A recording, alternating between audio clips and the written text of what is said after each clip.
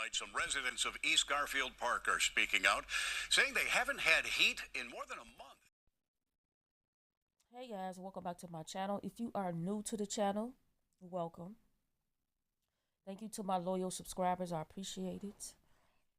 I want to talk about this story because in Chicago, there is a lot of this going on. I'm going to try to keep this short. It is a lot of it going on because Chicago do not enforce landlords to fix their properties. They do not. And we have to tell the truth. If you are moving to Chicago, please do your research. Don't get me wrong. Chicago is beautiful. They do have good landlords, but 90% of them are not. Even when you pay $3,000 a month, they still do not take care of their properties. And this is the truth. I'm going to do so many stories on this. It's just mind-blowing. And the reason why you see Martin Luther King face on here is because this apartment building is named after him. It's always something bad that's named after this man.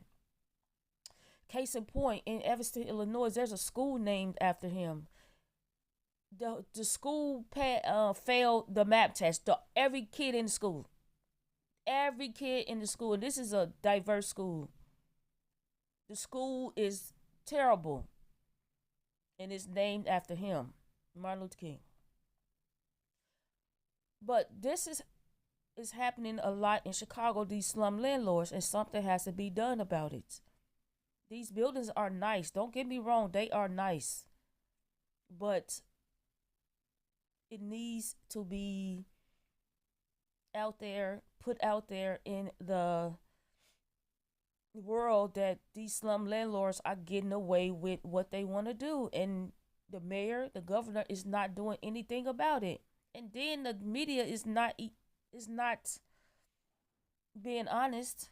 Because in Chicago, what you do is you call 311, then you call the alderman, then you call the news. So they called the alderman. This has been going on for centuries in Chicago.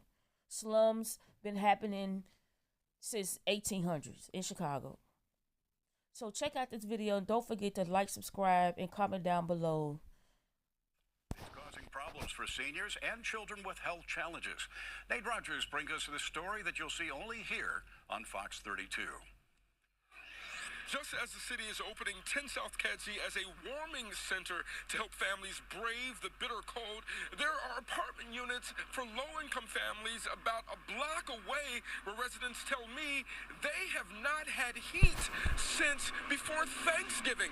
Those families telling me they've reached out to property management, the city, and even federal resources, but the problem still exists.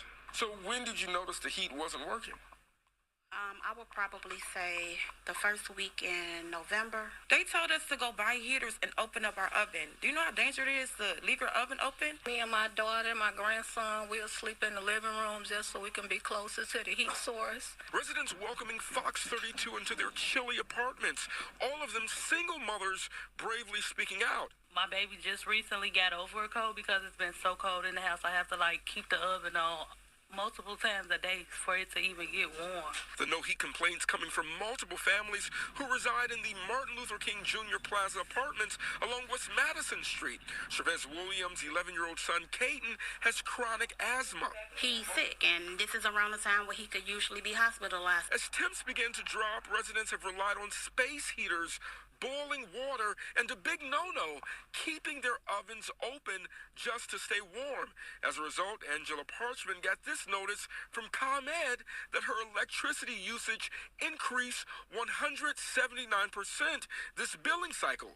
Parchman pays more than $1,300 every month to reside here. We don't have no carbon monoxide detectors or anything, no fire extinguishers, no nothing. There's mold, there's cracks, leaking ceilings. The MLK apartments include more than 15 buildings and 130 units for low-income families. It's unknown how many people are currently without heat. A pipe burst recently occurred at one of the buildings. Once again, in a puddle of water, I'm constantly turning this pump. This is video from Stacy Lockhart walking in her flooded apartment Thanksgiving Day. I have another friend, she's disabled. She's pretty much confined to a bed. She do have someone that comes and help her from time to time. And our calls to property management were unreturned. We did get in contact with Alderman Jason Irving, who was not even aware of the heating issue at these apartment buildings. He confirmed the issue and reached out to the commissioner for the Department of Buildings. He tells us that he'll be looking into this incident on Monday.